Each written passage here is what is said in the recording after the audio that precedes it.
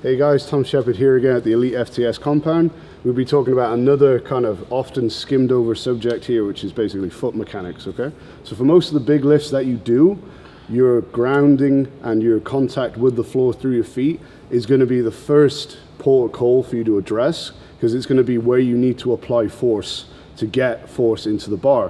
Whether it's an overhead press, a deadlift, a squat, even on the bench, your stability and your first point of contact with the floor is still going to be what anchors you and gives you stability during the bench press. So getting a good contact with the floor is going to get you better force transfer through your entire body for all of those lifts. Okay, so it's very important that we get that right. So most of the time people don't think about what they're doing with their feet. They literally just lay there not doing anything, when in truth, the feet should be gripping the floor in the same way that your hands are gripping a bar, for example. And that then sets us up to get a more stable, rooted posture into the floor and allows us to transfer more force into the floor and get more out of it. So what we're looking for when we are setting and rooting the feet is what's called the tripod foot.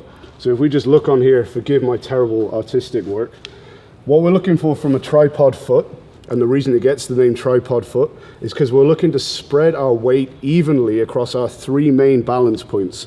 So our three main balance points are the big toe, the little toe, and the heel. And when we are set in balance over our center of mass, we have even pressure across all three of those points. And what that does is it gives us our center of mass here, which for most people, if you look straight down at your feet, it's going to be right in the center of your foot, about an inch in front of your shin if you're stood tall, okay?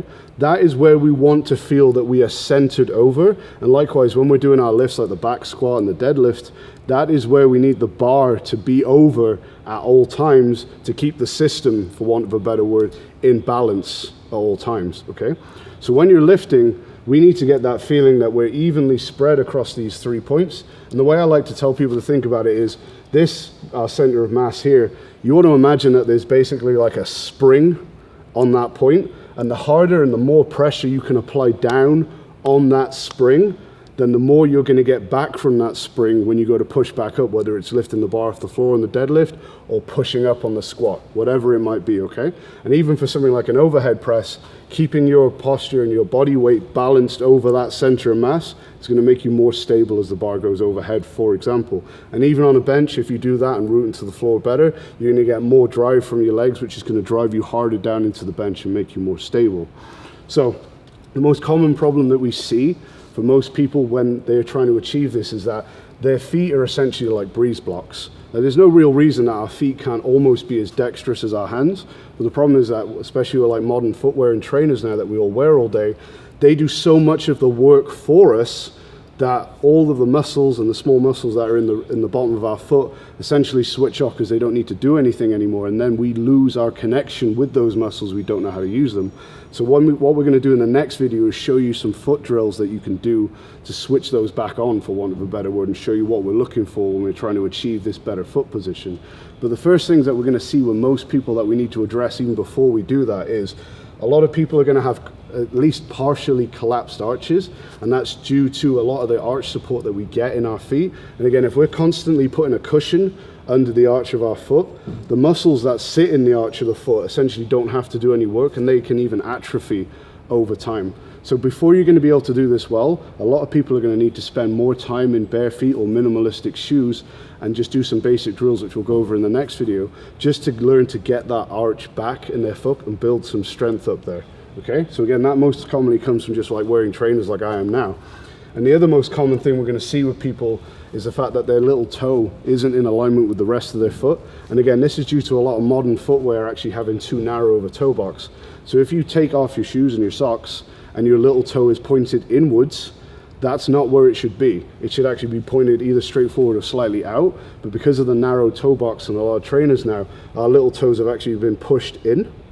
And now because they face in, that's going to be difficult, because what we're looking for when we set this here is we want the widest base of support that we can get. So when we're going to go and grip the ground for that squat, what we're actually looking to do is to spread the toes out as wide as we can to give us the widest base of pressure that we can get. Now, if your little toe is pushed inwards, it's not going to be able to spread out as much as possible, and more of your weight is going to sit on the instep of the foot, and that's going to mean that you're more likely to collapse in when you're squatting and deadlifting or any other lift like that. So those are really common signs to look for. Again, if you do a lot of walking, you get anything like shin splints or even hip and knee pain, it could just be coming from something like this, okay?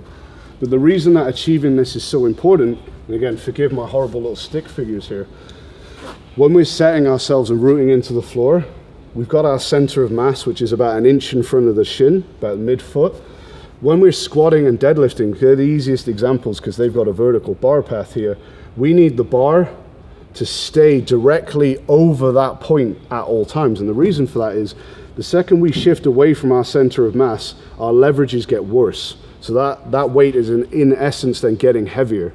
But how do you know where your center of mass is if you can't set your foot properly and feel it in the first place and get that pressure set evenly across those 3 points? Once you can do this properly and feel that spring-like effect that I mentioned a minute ago, then when you go to do your lifts and you do that properly, you can feel that point that you actually need to center yourself over during the lift, and then you know how to keep yourself in balance and where to put pressure straight away because you've done this properly in the first place, okay? So what we're going to do in the next video, now that you know what we're looking for, is we're going to go through some drills to help you get a feel for how to move your toes and how to set your feet properly, and some things that you can do to help root you into the ground better.